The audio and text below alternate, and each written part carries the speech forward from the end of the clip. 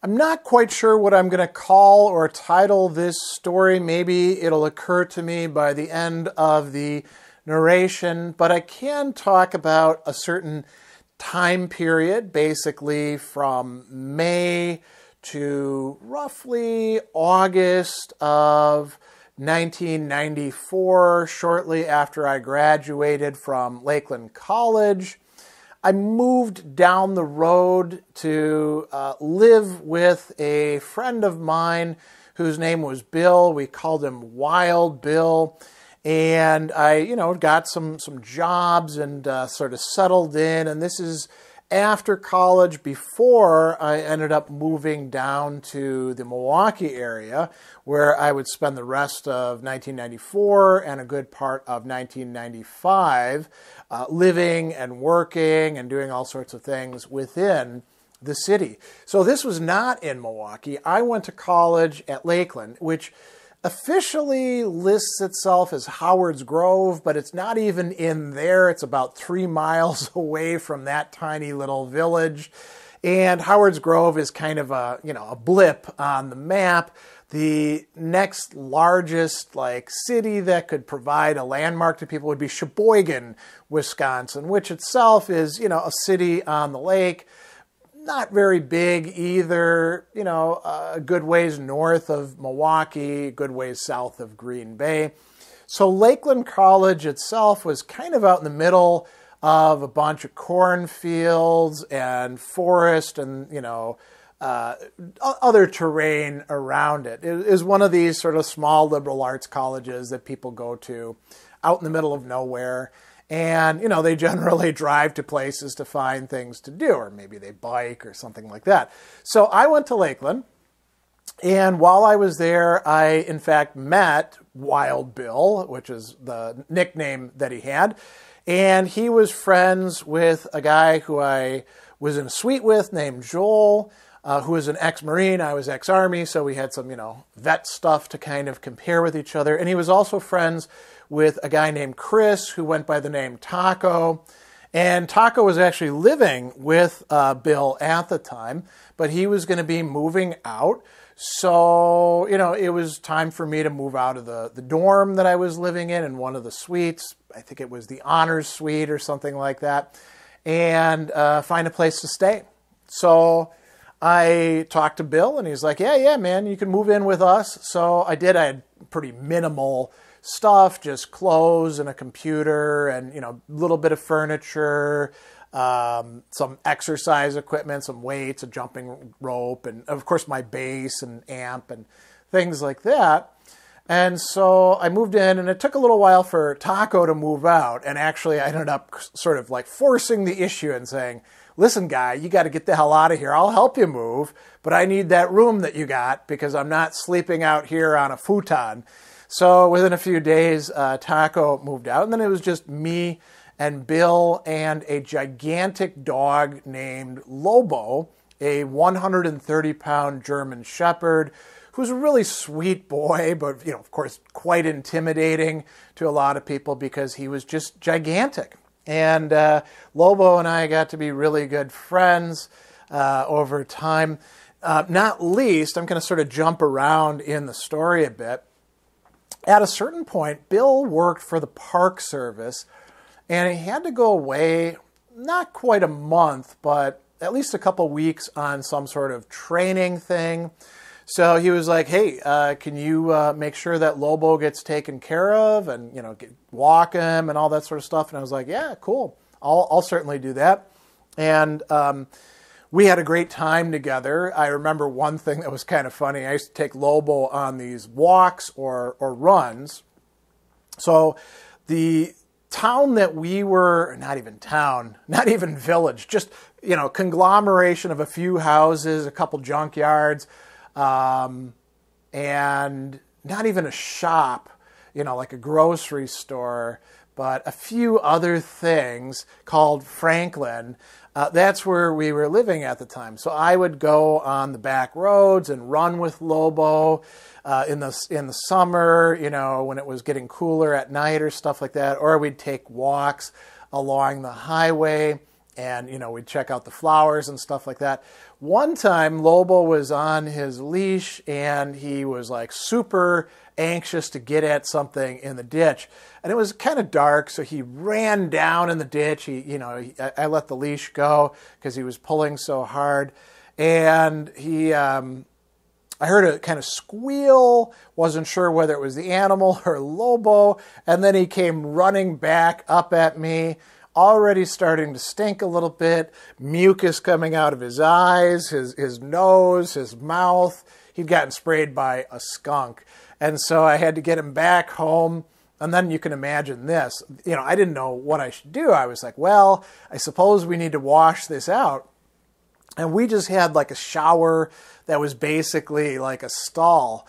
So I stripped down and grabbed this 130-pound dog in my arms. I was pretty strong at the time. I was about 190 pounds and doing endurance lifting and stuff like that. Turned on the shower and just held his face up to the shower head so like we could wash all the crap out of his eyes and nose. And, he's struggling the whole time. And I'm like, hey, come on, man, you got to chill out a bit. This is good for you. And, he and I spent a lot of time hanging out together. I'll also mention another thing, and people are going to get upset about this because, they're going to say, well, you never give a dog chocolate. Well, we didn't actually know that back then in the 80s and 90s, or at least the people I hung out with didn't know that. So a friend of mine from Switzerland had sent me a box of these like big Swiss chocolate bars as a gift over the summer.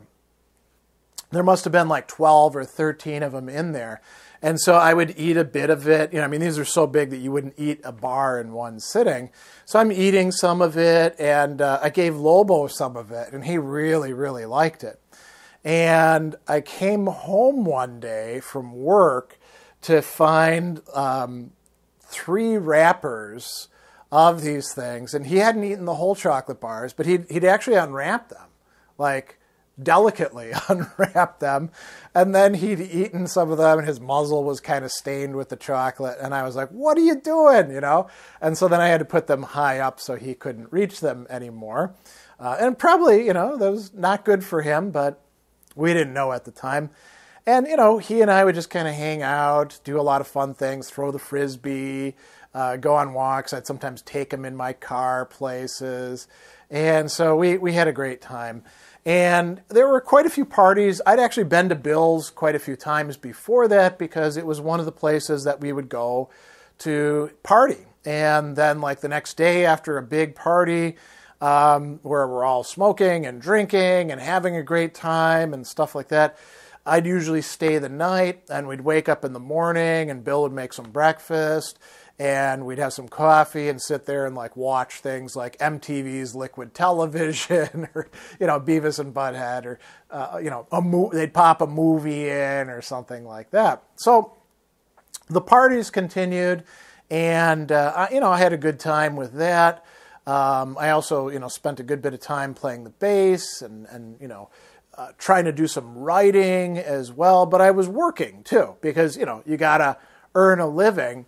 And there weren't a lot of great jobs around there. I'd already worked for a tree cutting service. I'd worked at Walmart. I'd worked at, where else? I'd worked at a factory for a while in that region. I was security on campus, but that job was over because I was no longer a student anymore. And so, what you did back then is you would get yourself a paper and you would look in what were called the want ads, and they'd advertise jobs there. So I saw that there was a gas station job, one of the things that I applied for, a gas station job down in Sheboygan Falls, another little community that was about maybe, I want to say, 8 or 9 miles from where I was living. And so, it was a little drive on the highway to get there. And I knew the area, and so I got this job, and I think it might have been like a Citgo. So it was a gas station, and it served not just like ordinary people with, trucks and cars and stuff like that. But also, there was diesel and there were a lot of commercial accounts. And back then, credit card machines were kind of primitive. We actually had those slider things that you'd have to use. So people generally paid by cash or by check or by credit card. And, we also, as most gas stations do, it's also a convenience store. So we sold a whole bunch of like food items, way overpriced, most of which are not good for you. And interestingly, now that I remember this, I had to go and do a class to get, I think it was called a Class C liquor license. Here in Wisconsin, a lot of our gas stations will sell beer and wine and even hard liquor. So they're kind of like a liquor store as well. Most of our grocery stores do as well. So I had to go and do this 4-hour class and learn a little bit about, how stronger drinks are in Wisconsin and, how to tell to cut somebody off. Not very useful for the job I was going to have. And so, we actually sold a lot of beer. I had to card a lot of people who were not usually happy about that. And we also sold a lot of tobacco, a lot of cigarettes. And as a matter of fact, there's a few things about this job. I hadn't meant to turn this into a whole thing about jobs, but we'll go on this little detour. There were 2 other things that we sold there that were a real headache. Now, cigarettes were a real headache because the kids from the trailer park right next door would come in and try to buy cigarettes, and they had to be 18 to do so. And I think some of the clerks were maybe letting them buy the stuff and getting a kickback. I didn't want to get involved with that, so I tried to stay out of that as much as possible. But what I did find to be kind of a pain, so we sold, and I'm not exactly sure what it was called, but it was basically like legalized speed. And then at a certain point, the federal government cracked down on it, and there were all these factory workers who were kind of hooked on it.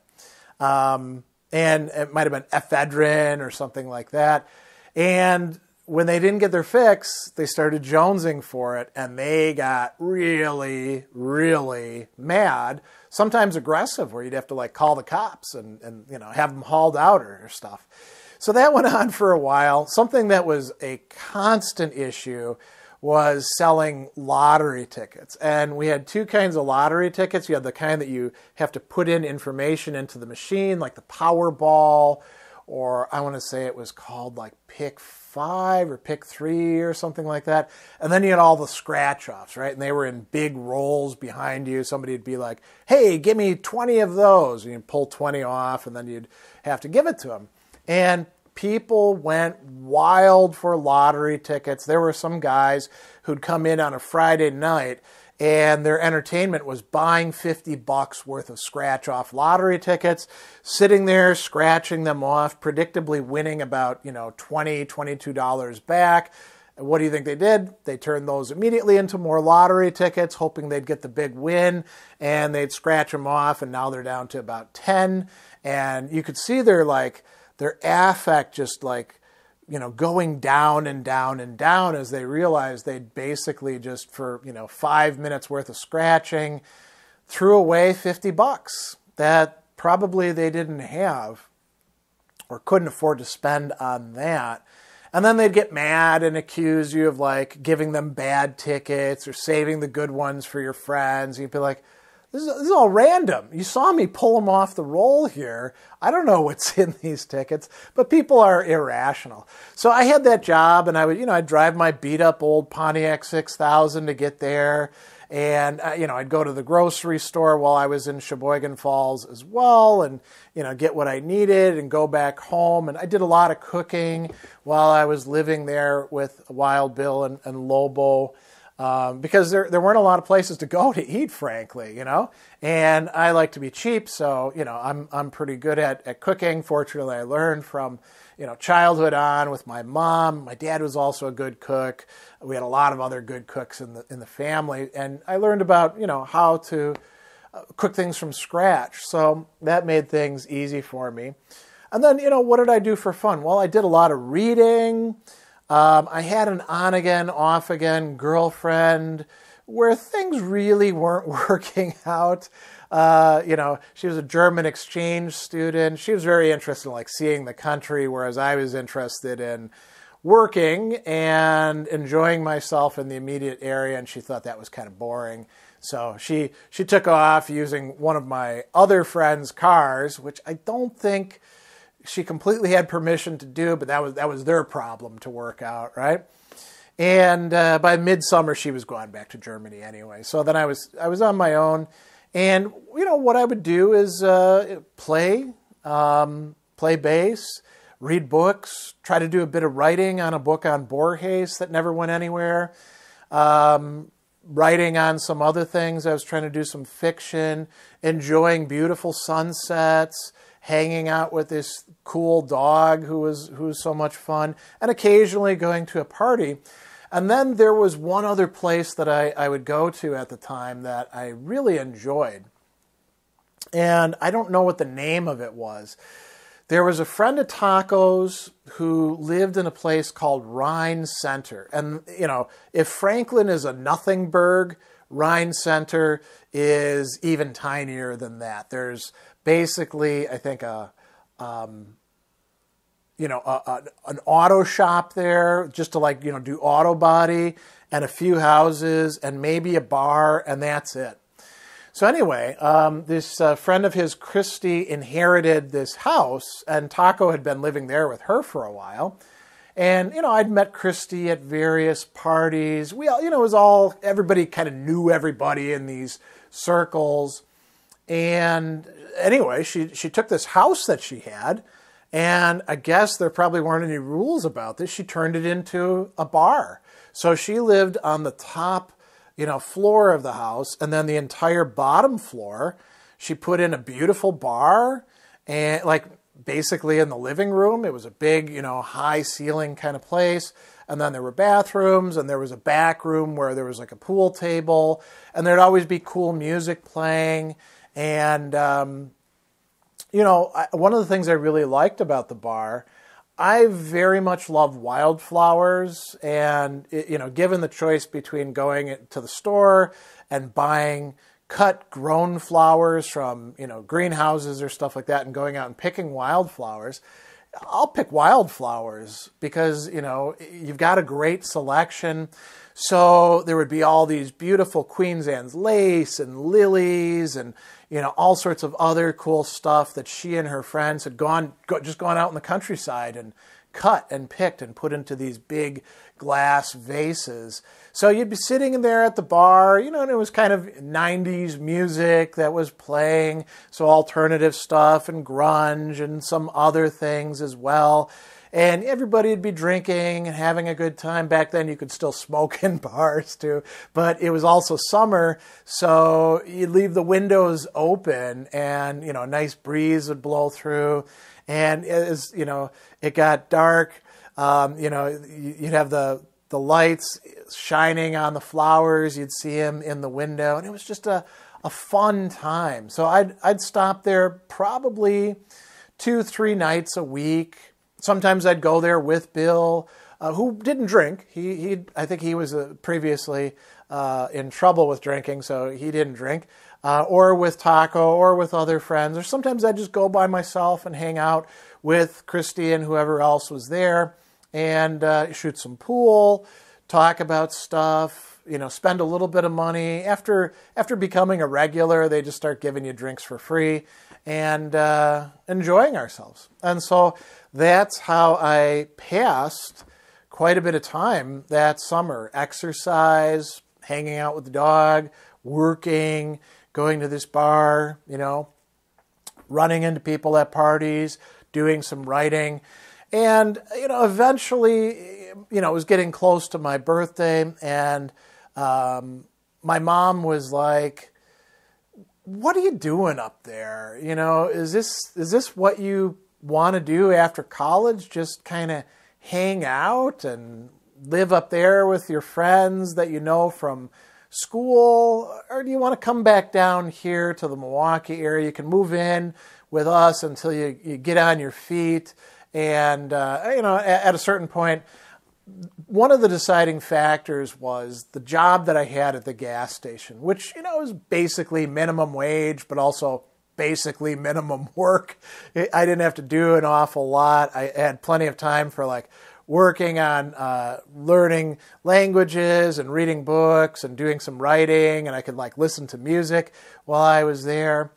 A new boss came in and replaced the old boss, and we had a big meeting, and she was like, it's come to my attention, because they had cameras that would watch us, that people have been taking it easy while they're on their shifts, doing things like reading and writing letters. We're not going to have that anymore. And I was like, there's a lot of downtime. What am I supposed to do? And she's like, you can dust shelves. And I was like, well, then you can pound rocks. And I left. I was like, I'm done with this. So now I didn't have a job. It was kind of a convenient time for separating, changing things. So by August I was moving down to Milwaukee. But I do remember how enjoyable a summer it was. Sometimes at certain points a bit lonely, but also productive for me. Lots of solitude, lots of nature, lots of interesting things to do. And anyway, do I have a name for this now? I guess we'll just call it the summer of '94, living in Franklin, or something like that. So I don't know, there's no moral to this story, but I thought that you might find it interesting. So there it is.